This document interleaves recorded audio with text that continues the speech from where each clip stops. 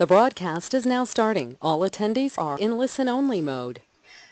Good afternoon, and thank you for joining us for NCEA's webinar, Creating the Written Strategic Plan for Development. I'm Andrea Kopp, Assistant Director of Professional Development with NCEA, and I'm happy to be your host today. Before we begin, please know that your microphone connections have been muted. If you have questions during today's presentation, please send those through the question box that appears in your GoToWebinar panel. To ask a question, use your mouse to click into the blank box area, type your question using your keyboard, and then click Send. Today's webinar presentation will last about an hour. You can post questions at any time throughout the presentation to be added to the queue. Immediately following the webinar, you'll be prompted to complete a brief survey about your webinar experience, and I thank you in advance for providing us with this valuable feedback.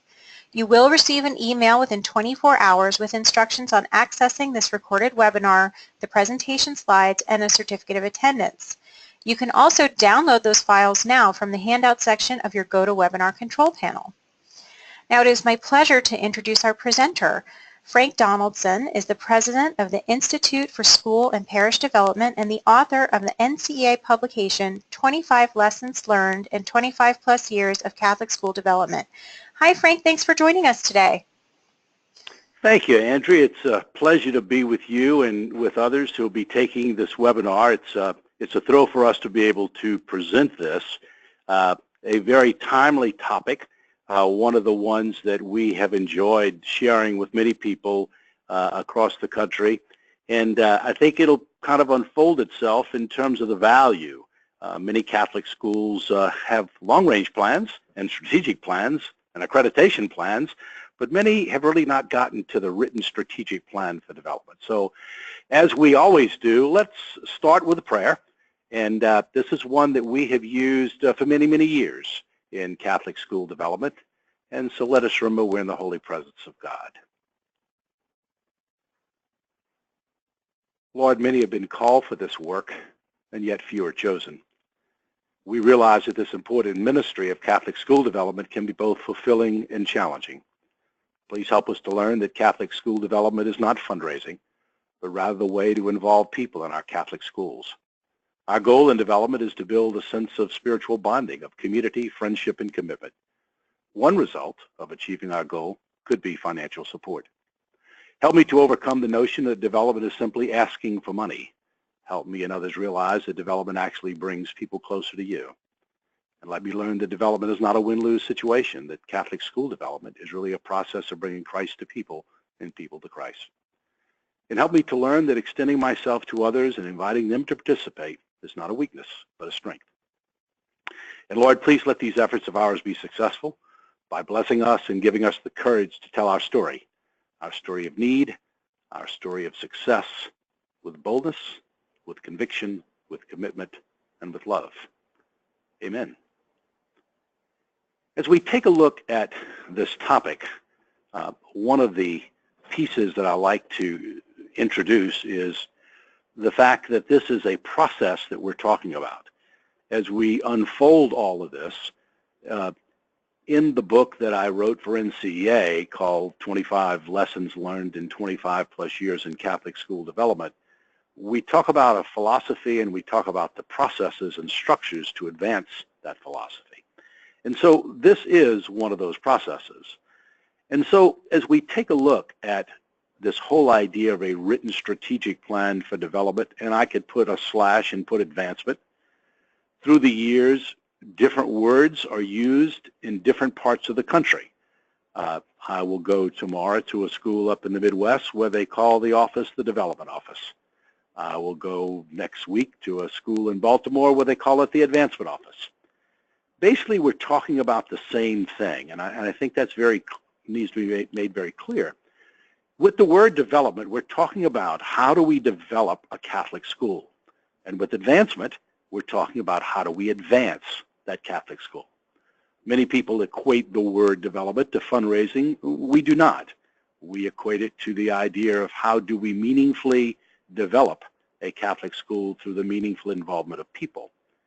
And so as we talk about all of this and we look at all of this, there are many things to view in terms of stepping up, in terms of realizing we do need a strategic plan. So let's talk about some basics to begin with. One of the biggest challenges we've seen over the last now going on 27 years is how do we shift the paradigm where everyone believes that development is just about fundraising? How do we move it to people? How do we shift this where we can engage people and invite people into true investment and involvement in that Catholic school? How do we do that? And so what we have used through the years is what we call a 7I approach.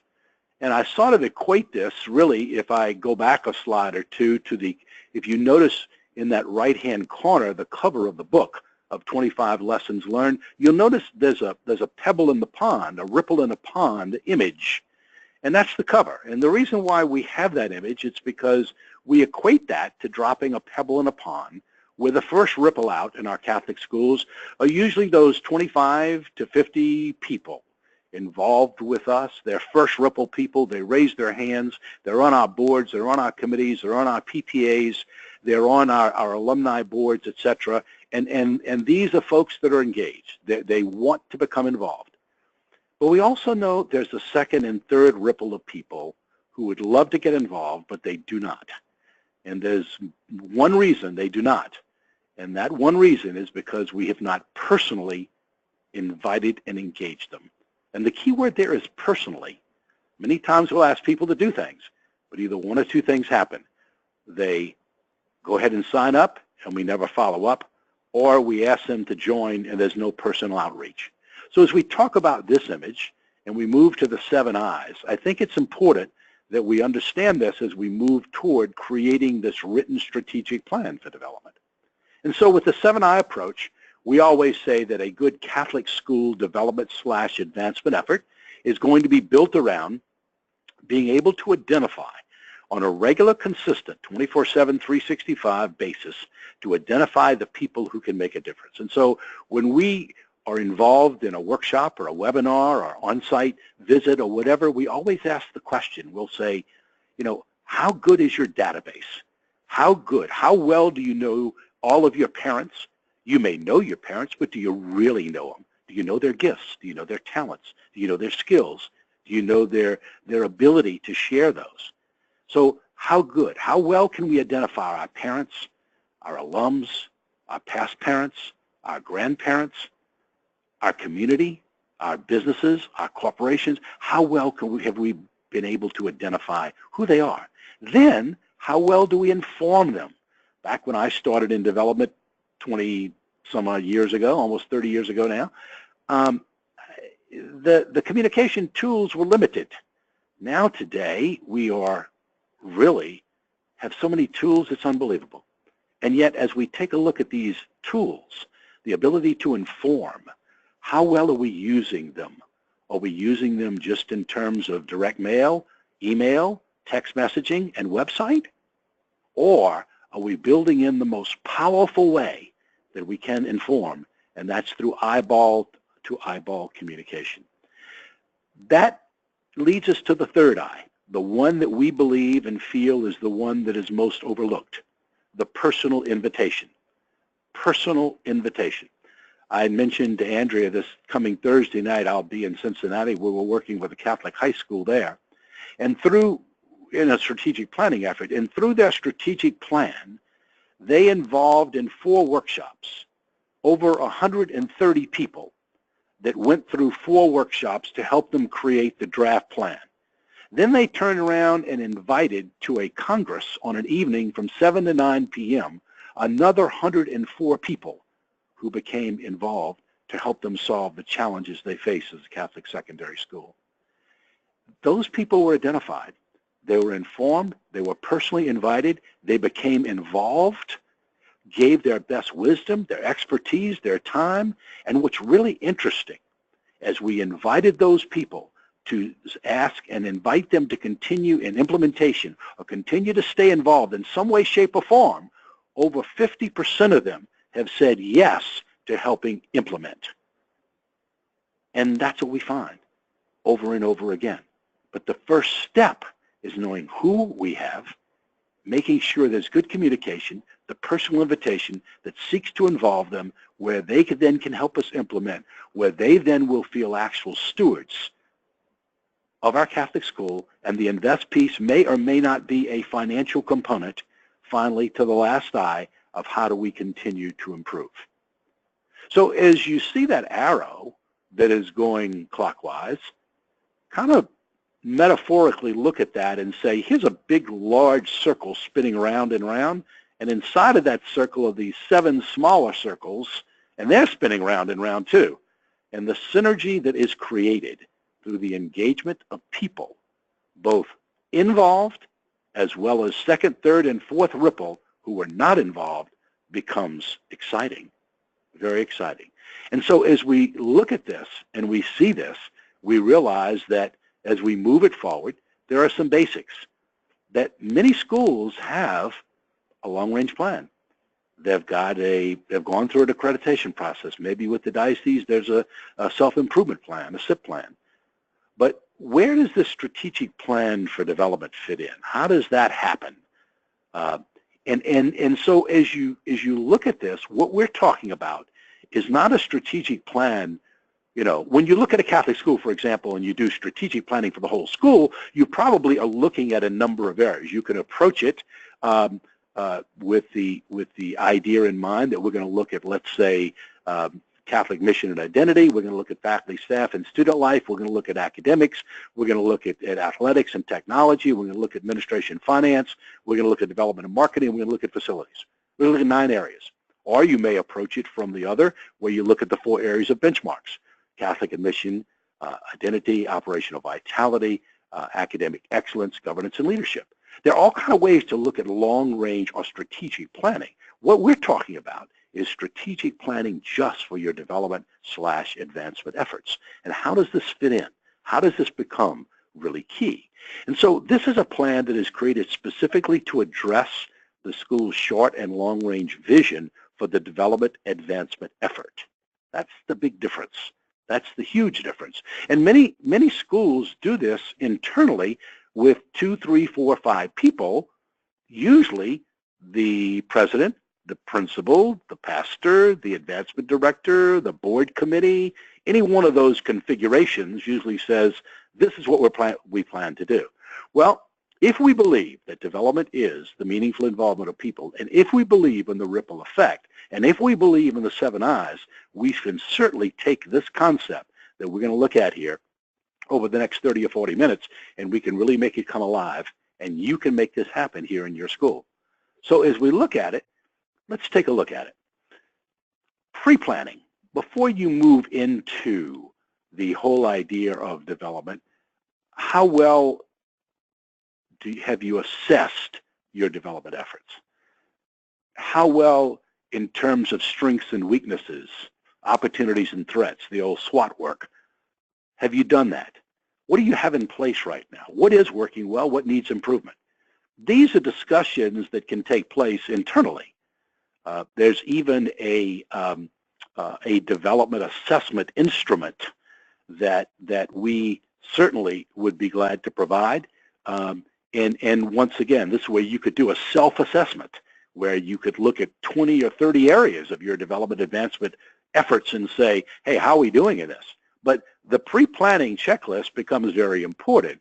And so methods of assessment obviously would be through interviews, through surveys, evaluations, the SWOT analysis, input sessions, things of this nature, where you really are trying to get at what exactly, how are we doing with our development efforts? How are we doing with our marketing? How are we doing with our advancement efforts? How the annual fund, how's that been going? How is about our alumni outreach? And so to make that a little bit clearer, we can take a look at different areas to assess.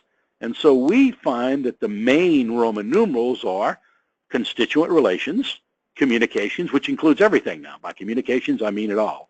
Enrollment management, fund development, and by fund development, we mean all of the financial piece that deals with philanthropy. Annual fund, capital campaign, endowment growth, major gifts. So that's what we mean. Plan giving, alumni or alumni involvement, and then special fundraising events. Let's look at it another way. In order for this to work, you need to put in place step 1, and that's what we call the core team. Now, the core team is a group of 15 to 18 people. Usually they're first ripple people. These are people who are true leaders. These are roll up your sleeves people. They're dedicated, committed, loyal. No doubting Thomases here in this group. A core team. Now, the biggest, let's go back 23 years. I was doing a workshop in the Diocese of San Jose. And it was back when Catholic school development was just coming into being picked up and known. The private Catholic schools had gotten into it and really were doing well with it, but the diocesan high schools and the parochial elementary schools had not really gotten into it. And so the diocese had invited me to come out and do this 2-day workshop. So I had pastors and principals and parent leaders and a couple of parish council members and some school board people and all. And I'll never forget, at the end of the first day, this pastor and principal came up to me and said, "You know, Frank, all this sounds good, but you know what? You sound like you're just giving more work to the pastor and principal to do." And the more I thought about it, the more I realized they were right. And so it was about a year later that we came up with this core team concept. We have written about it. It's a whole chapter in the book. We've talked about it. It becomes so important that I don't know how development and advancement efforts really move without it, honestly, because once you understand it, it really becomes key. So we're saying in step one to put a core team of 15 to 18 people in place, and they're going to help you facilitate this process. They're going to be the ones, they're going to do all kinds of things, as we'll see in just a minute. But have that core team in place, okay? Now, where does the core team come from? Well, the core team comes from your parent base, comes from your board or your advisory council. It comes from several faculty members. It comes from several alums. It could come from several parishioners. It could come from several financial leaders. It could come from 1 or 2 past parents. It could come from a grandparent or 2. It could come from a community member, but you've got good representation. And on the core team, what also is represented are those key leadership groups. So you don't want to have, let's say you have a school advisory council in place. Well, you don't want to have the school advisory council not be represented. You don't want the pastoral council not represented. You don't want the board of trustees not represented. You don't want the faculty and staff not represented. The alumni board not represented. You want representation from all of those people. This is going to help with the planning process for advancement and for development. So this is the core team. Now, let's take this another step and look at a visual. What we see and what we have promoted and what we have taught, and this is also a chapter in the book, is the fact that when Catholic school leaders, whether it is now, 5 years ago, 20 years ago, 30 years ago, when Catholic leaders set up their quote-unquote development office with their development officers, and those development advancement officers may be full-time, part-time, volunteer, or maybe a multi-person office. A multi-person office. Tomorrow, the school I'm going to in the Midwest, it's a one-person office. On Thursday, the high school in the Cincinnati area, I'm going to 5 people in the advancement office. The school and elementary school, I'm going to volunteer on Wednesday night. So what I'm saying is, it doesn't necessarily mean that your particular effort has a set number of people working with development. But you'll notice to the right of that development office is those 2 words, core team. And people fuel is to the left. People fuel means, how are we going to meaningfully invite, involve, and engage people into our Catholic school? And there are all kinds of ways to do it. This is an example of one.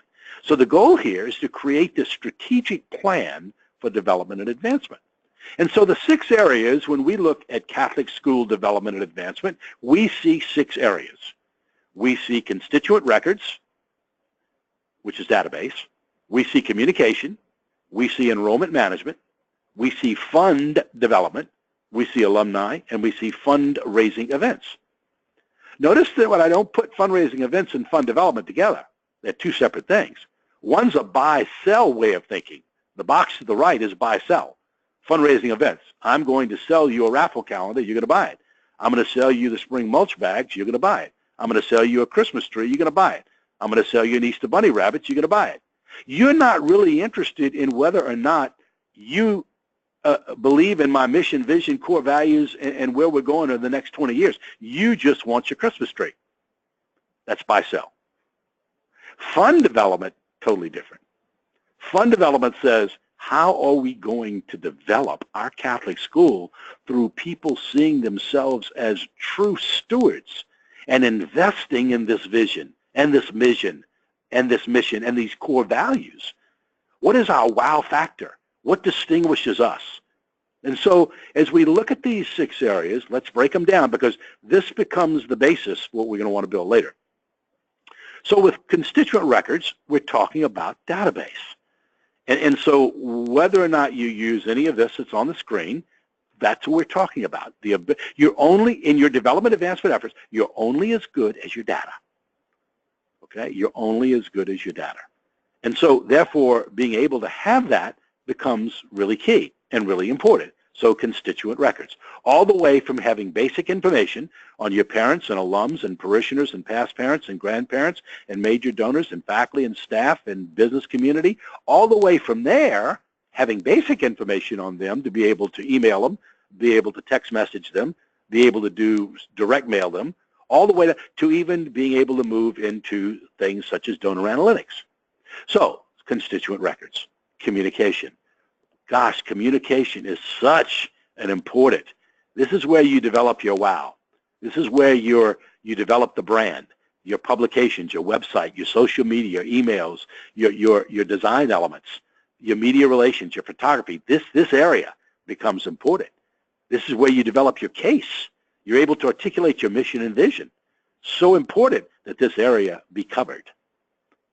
Third area, enrollment management. I know some people say, what? What is that doing there? That's not part of development. Well, we disagree. We disagree. We believe it is. You know, we moved to this word enrollment management about 10 to 15 years ago in Catholic schools because we're talking about managing the enrollment. It used to be called student recruitment. Some even call it admissions by itself. But we believe that enrollment management should be part of the overall development structure and not set off by itself and called admissions. Because with this area, Catholic schools manage their entire enrollment process, from attracting families to enrolling students to retaining the students. And so the enrollment management area depends and interacts with other areas. We've already identified 2 of them, constituent records and communications. How can you do communications and not interface with enrollment management? How can fund development work in terms of knowing new families coming into the school? How can the alumni effort know if enrollment management is managing the enrollment? How then can we look at enrollment management, you know, and separate it from, say, alumni? Because you're managing the enrollment from attracting families to admitting families to retaining families to graduating those students. So once again, think system here. Think development advancement system and connect these 6 dots to make that part. Okay? The other area, fund development. By that we mean annual fund, capital campaigns, major gift portfolio work, endowments, planned giving, memorial giving, etc. And so, once again, this is the area that needs the most attention because in many cases, annual fund donors become capital donors, they become planned giving and endowed donors. And this is a series. This area is a series of well-organized processes, and that the annual fund stands out as the one that needs the most attention. But why? Because there's where, in many cases, people invest for the first time. Alumni or alumni involvement, if you're an all-girls school, is so important. The ability to bring back those alums, whether you're in elementary or a high school. This is an area that needs a lot of attention. And so notice how this area interfaces with constituent records, communications, and fund development. Once again, think of a system here, okay? Fundraising events, as we said, that buy sell way of thinking, and we've already covered that. So look at that under the secondary bullet points. Look at the second one. In terms of coordinating the fundraising events and the processes in fund development, we recommend the following flow of activities. Annual fund, most important thing. 3 school-sponsored fundraising events, and then careful selection of other fund development processes like major donor portfolio work, capital campaign every 8 to 10 years, So in the perfect world, this is what you'd want. This way you wouldn't nickel and dime people to death, and you wouldn't always be doing one fundraising after another. When we do our webinars and our on-site and our workshops and everything of this nature, one of the biggest things that I hear from people is they keep nickel and diming me to death. Well, this is the structure we would recommend that Catholic schools move toward. The next area is you take a look at this fundraising events and you take a look at all these other 6 areas, and basically, once again, those 6 areas, as you look at it now, come from constituent relations and records, into communications, into enrollment management, to fund development, to alumni involvement, to fundraising events. Okay, let's look at those 6 areas, and we're going to say that as you look at assessing these areas, along with discussions with the core team, what you want to do is you want to create 6 to 10 challenges around these 6 planning areas. And so we encourage you to have the challenges begin with, how can we? And so an example would be, how can we invite, involve, and engage more alumni into the life of our Catholic school? How can we better educate our parents on what it actually costs to educate each and every student in our Catholic school? Those are 2 excellent challenges. Let's keep going with some more. How can we move from a direct mail annual fund drive to one that reaches out personally and invites parents, alumni, past parents, grandparents, major donors, faculty, staff, and businesses to participate? How can we better educate and have everyone, faculty, staff, students, and parents, understand that enrollment management is everyone's responsibility, not just the responsibility of a few people, not just when open house comes along, everybody gets involved, but enrollment management is a 24/7, 365 responsibility of everyone who considers themselves a steward of that school. How can we stop so many nickel and dime fundraising efforts and move more toward inviting people to invest in our mission and vision? Now, these 5 challenges that I've just shared with you are 5 challenges that come from other Catholic schools. This was part of their strategic plan for development and their challenges. We recommend that you have 6 to 8 challenges, and those 6 to 8 should come from the 6 areas of which we spoke. And in terms of that, then what we say after you create these challenges with your core team through your assessment, that you then form a larger group. And this is the one that really sometimes will throw people off, because in many cases this has not been done. And when it has not been done, it's so new that it becomes a little scary. But we believe that you should form in step 4 what we call a development planning committee. This is an ad hoc group. This is not a committee or a whatever that meets every month for the next 15 years.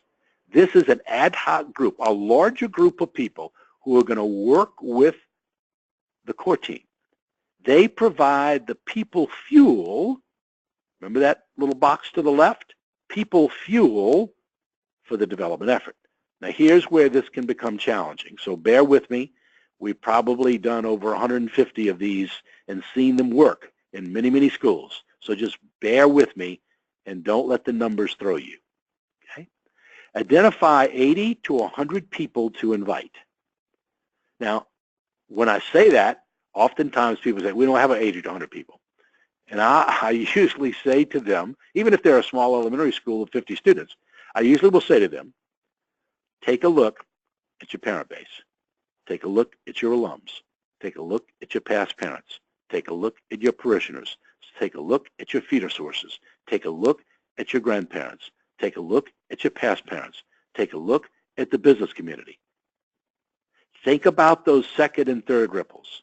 Be sure to include all these people that are listed here and that I just named.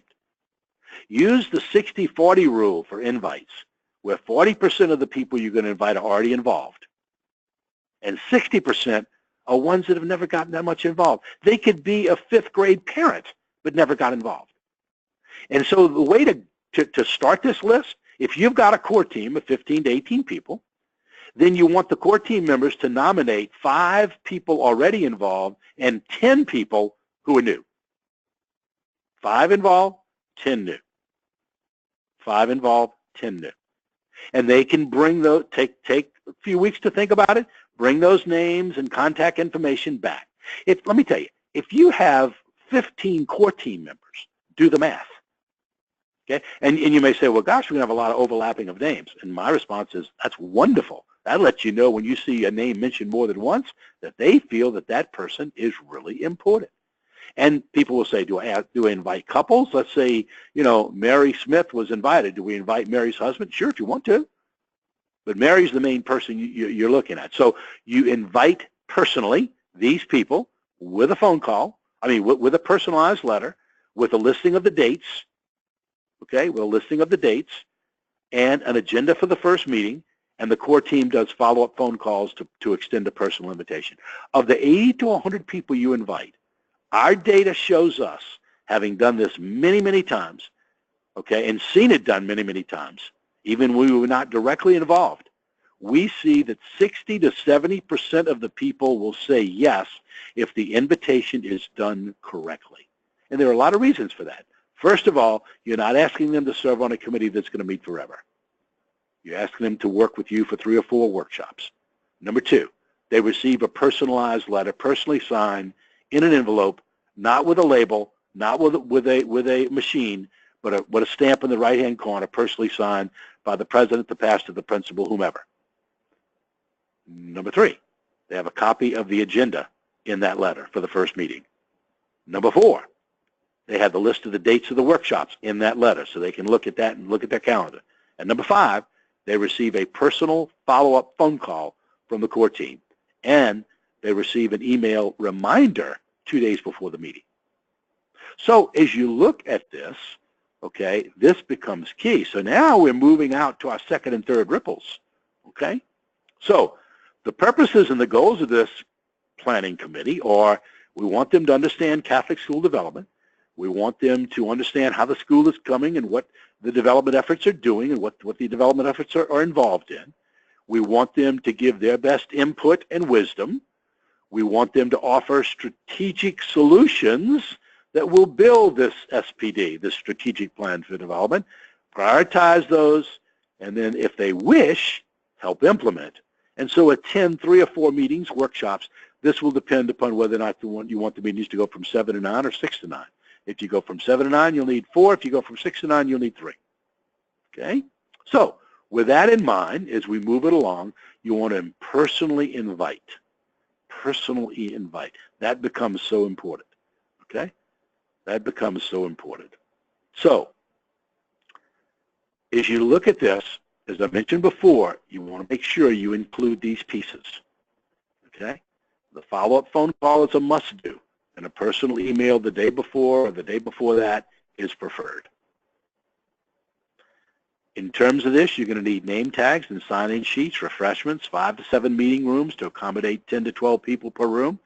The post flip charts, the ones that stick to a dry erase board, the big ones, and they cost about $28 a pad. Markers, agendas, and information sheets that basically gathers the information in terms of who they are and what their contact information is in case you want to ask more questions. So with that in mind, this development planning committee, for the first meeting, you've got registration, refreshments, all this type of stuff. Then the opening prayer and introductions. Now, in terms of moving this forward, this can be emceed by a core team member.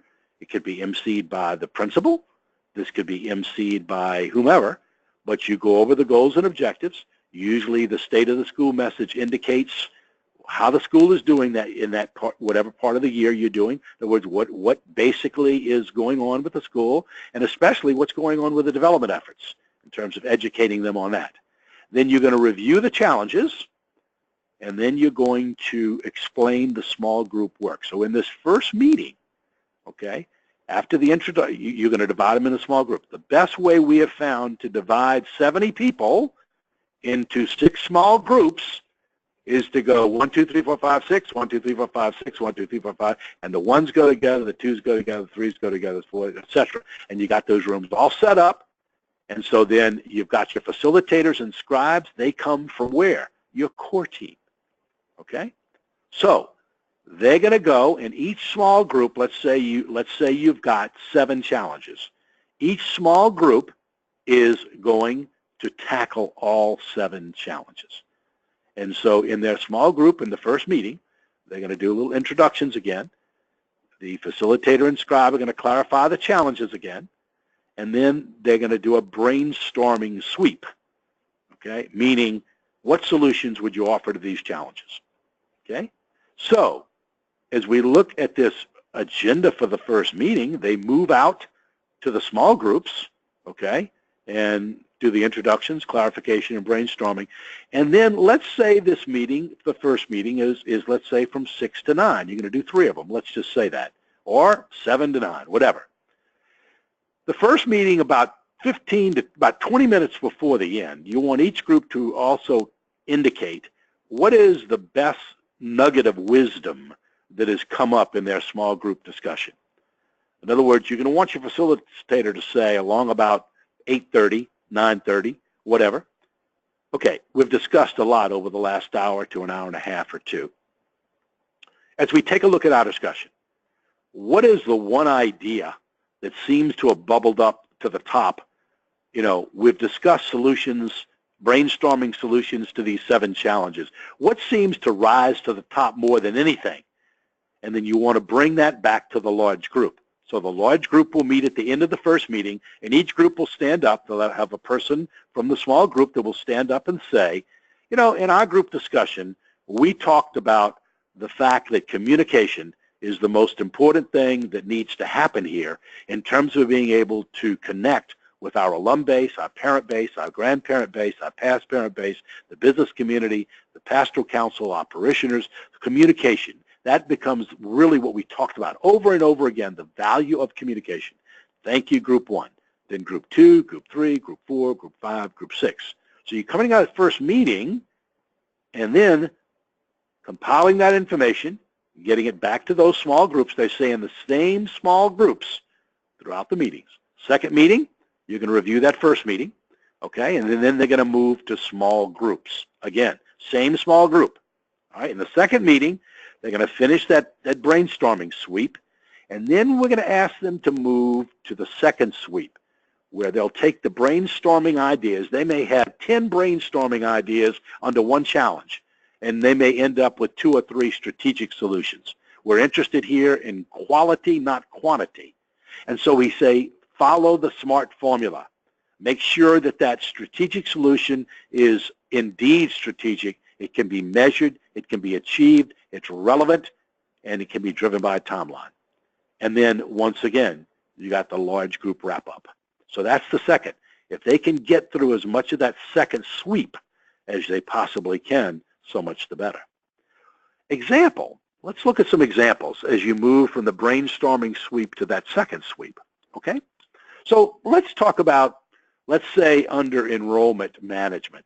Let's say there was a challenge that was introduced to all the groups that says, how can we engage more people in our enrollment management efforts, okay? So first sweep, let's say someone says, we need a student recruitment group. And so then the second sweep, following the SMART formula, beginning with an action verb, says create, educate, and implement a student ambassador team to assist with open house, feeder outreach, and other student recruitment activities. Now, that follows the SMART formula. It's strategic, it can be measured, it certainly is achievable, it is relevant, and it can be driven by a timetable. Many of you probably already have this in place. That's why I use that one as a perfect example. But let's look at some others, okay? Let's say under communication, how can we personally reach out and communicate with each of our school families 4 times a year?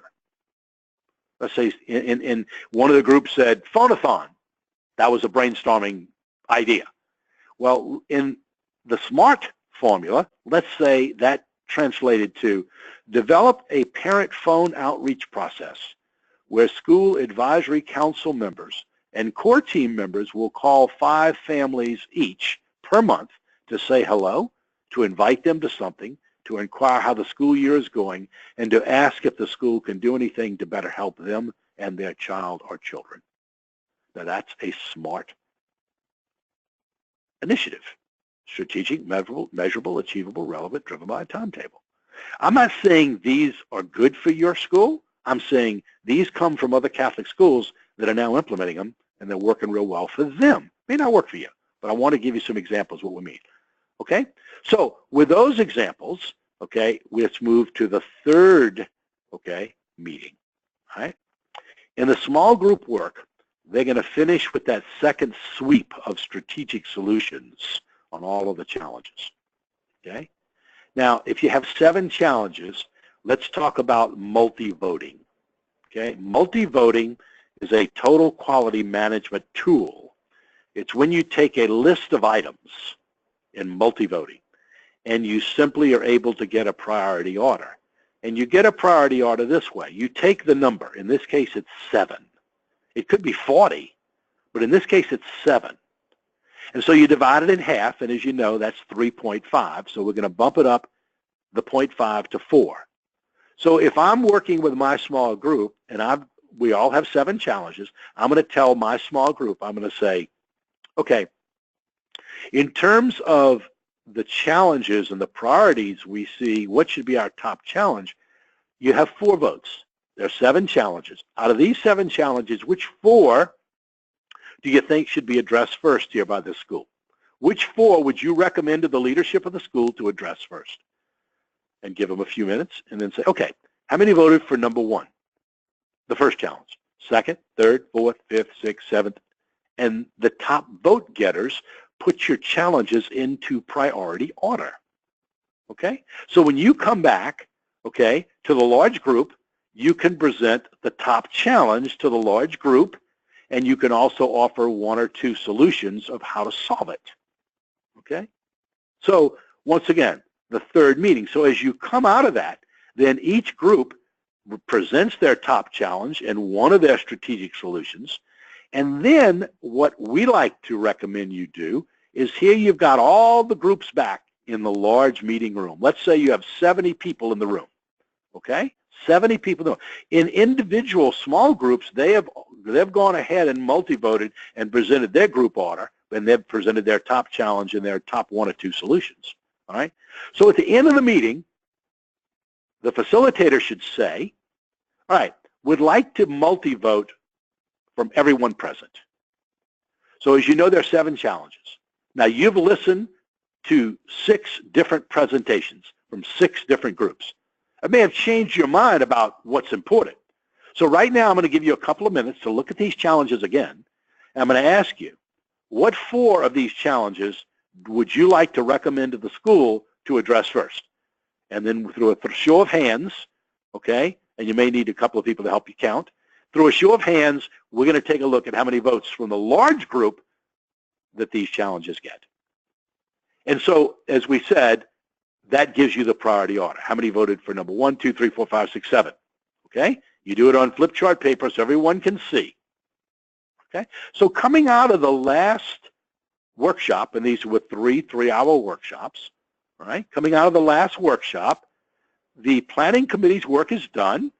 You want to present them a little input sheet where those who want to stay involved in helping you implement certainly can do so, okay? But in terms of moving this forward, then the school leaders are going to put the challenges into priority order based upon the large group multi-vote and the small group's priority order, okay?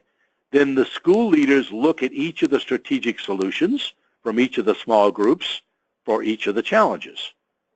And then they select the top 1 or 2 strategic solutions to solve the challenges, and then 2 or 3 implementation teams are formed with each team taking on 2 or 3 challenges, and with the core team members co- or tri-chairing the implementation teams. Now, as you take a look at this, 7 challenges, maybe they're 2 implementation teams, maybe they're 3, okay? But each implementation teams has 2, okay, or possibly in one case 3 challenges, all right? You, at the end of that third workshop, you're going to have a bunch of people who are going to help you sign up to implement. Plus, you got a core team already in place that's ready to lead this forward. And so let's just look at this and say, gosh, what have we done here? Well, we've started off assessing our development advancement efforts. We have assembled a core team. We have identified and created a bunch of challenges and narrowed those down to 7. We've invited 60, 70, 80, 90, 100 people to come in and be part of a 3-workshop process. We've put them into small groups. They've offered solutions, brainstorming, and finalization to those challenges. We've asked them to multi-vote and give prioritization to the challenges. Coming out of the 3 workshops, we should know what that prioritization is, and then we can go to school leaders, and school leaders can say, okay, what are the number 1 and 2 challenges we need to jump on? And in some cases, that can be done by present structures and personnel.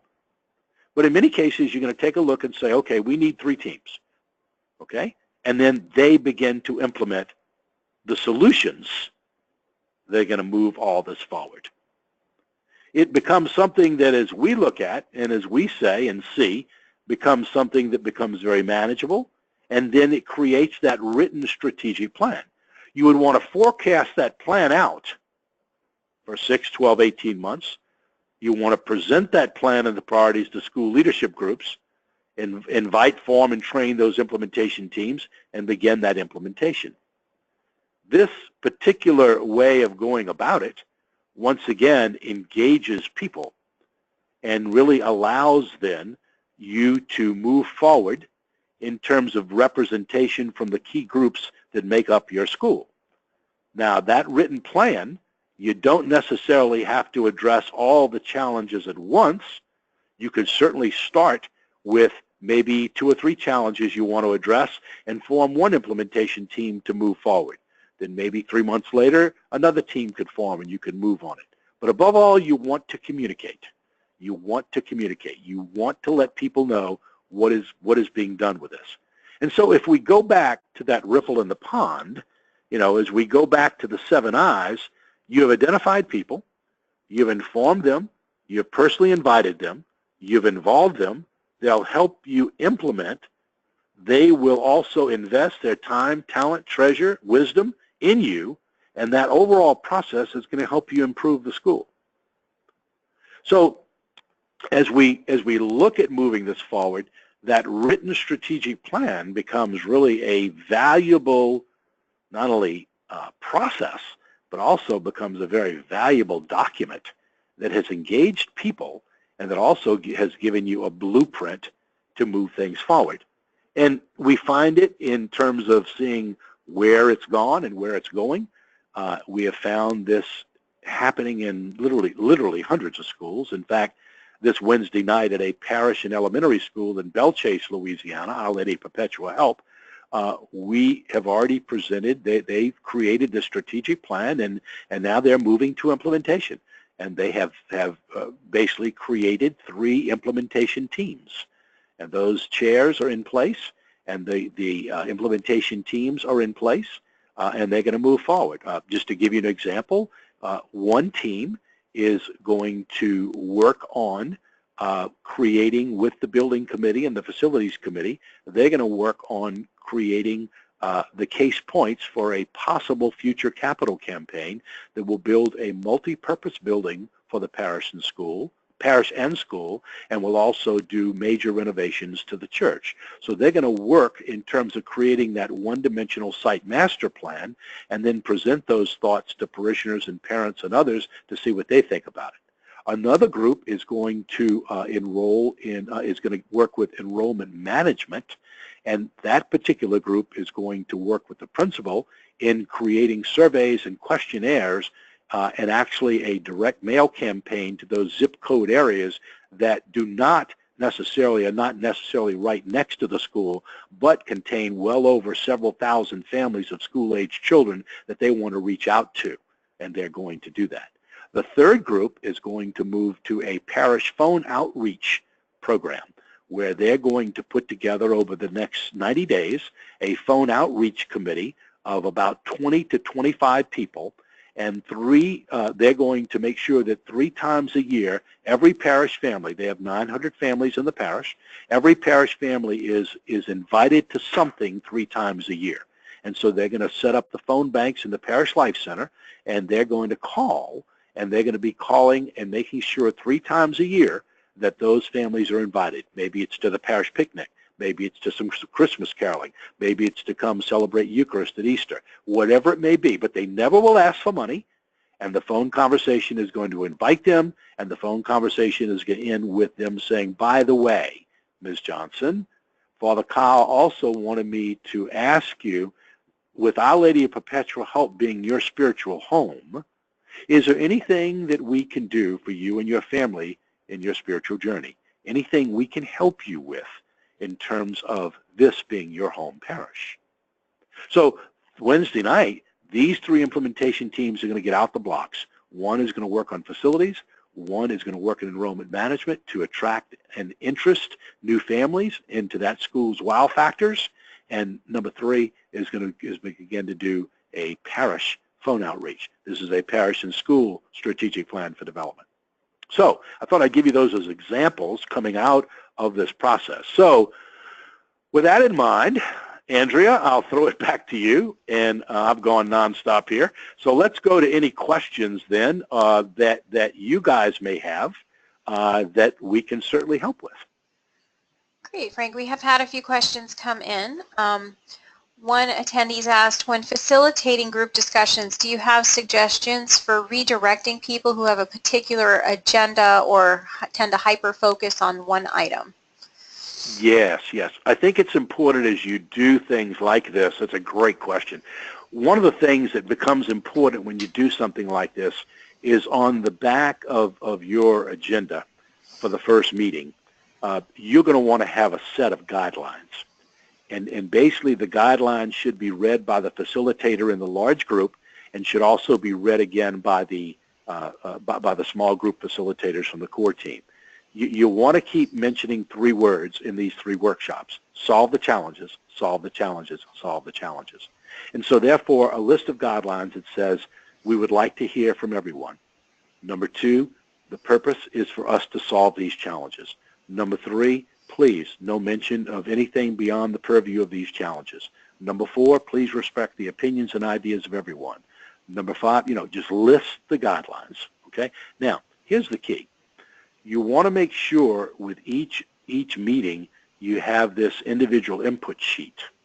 And the individual input sheet is sort of like your chat box here on this GoToWebinar, where for every meeting, everybody has an individual input sheet where if there's anything that they individually would like to write down and give to the facilitator at the end of the meeting that's over and above what the small group discussed, okay, then they certainly have that ability to do that.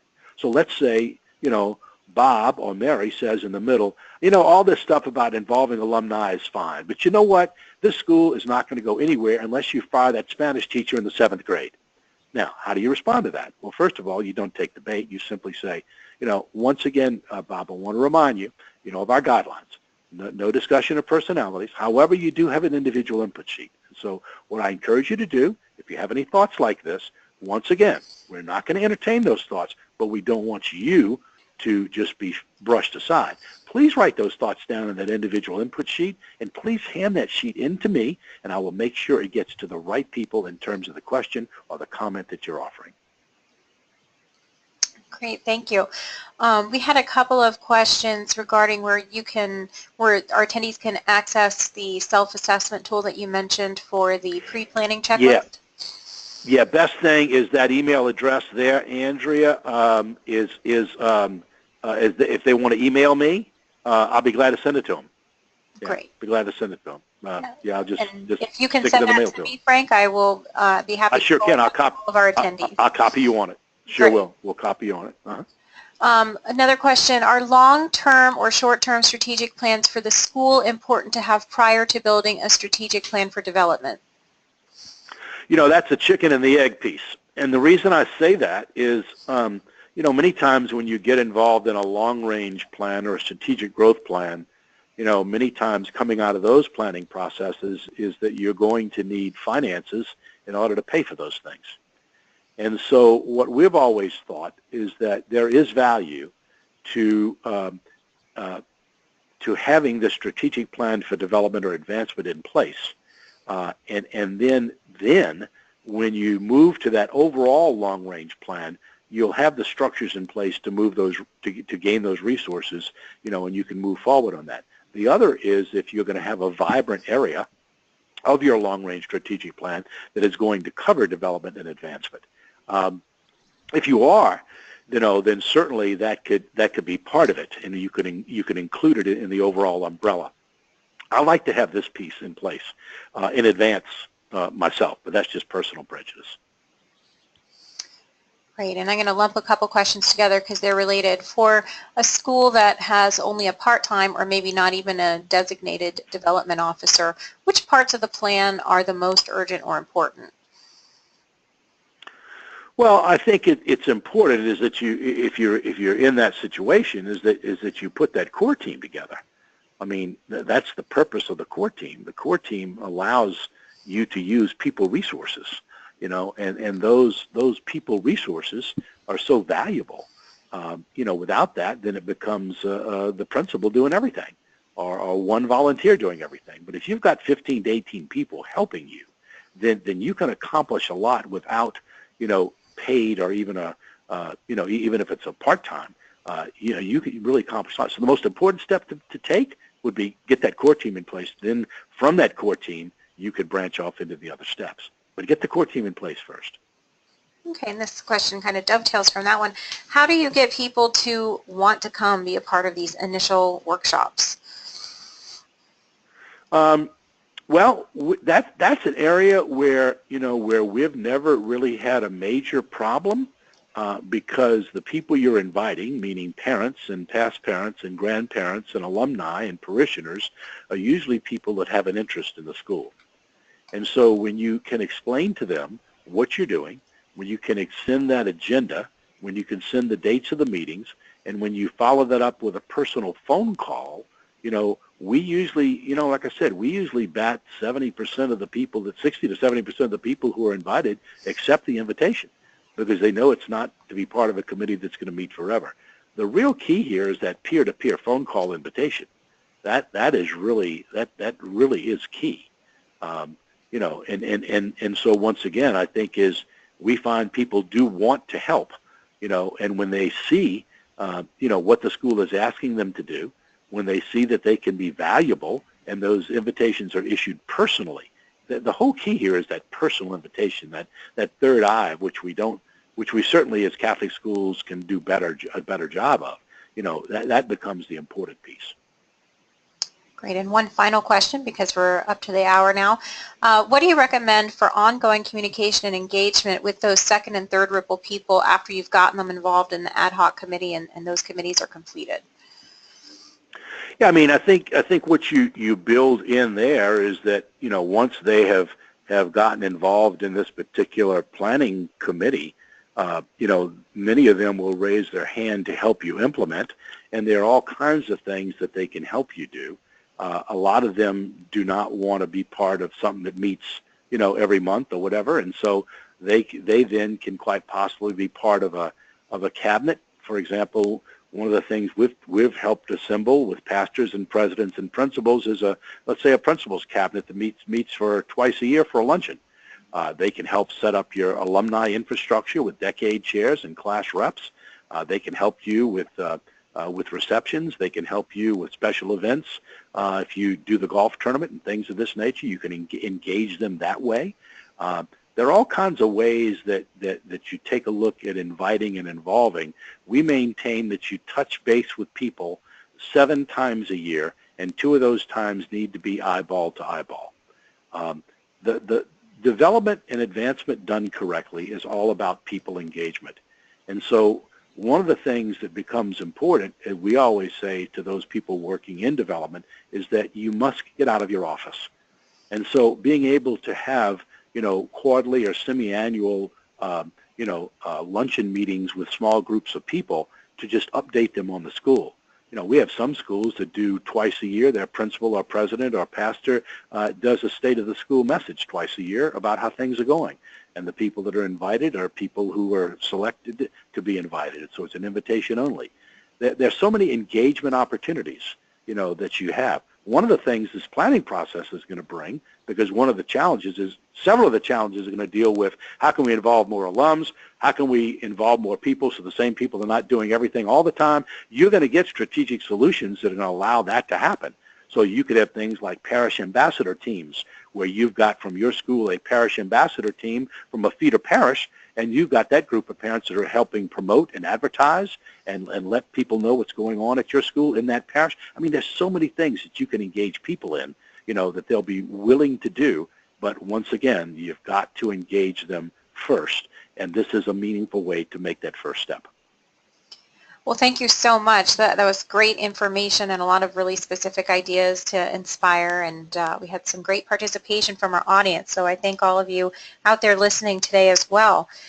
Before we conclude, I want to invite you all to visit our website at ncea.org to see listings for both upcoming webinars and professional development activities. For those of you who will be in St. Louis at our 2017 Convention and Expo, Frank will be there, and he will be a presenter, so you can meet him live and in person, eyeball to eyeball, as he suggested. And I want to thank you all for spending your time with us today, and especially thank you, Frank, for all that you've shared with us. And as a reminder to our audience, I will be sending you this recorded webinar, the presentation materials, a certificate of attendance, and the handout self-assessment tool that Frank mentioned earlier. So you'll get that in 24 hours. So thank you all again, and may you enjoy a blessed evening. Thank you.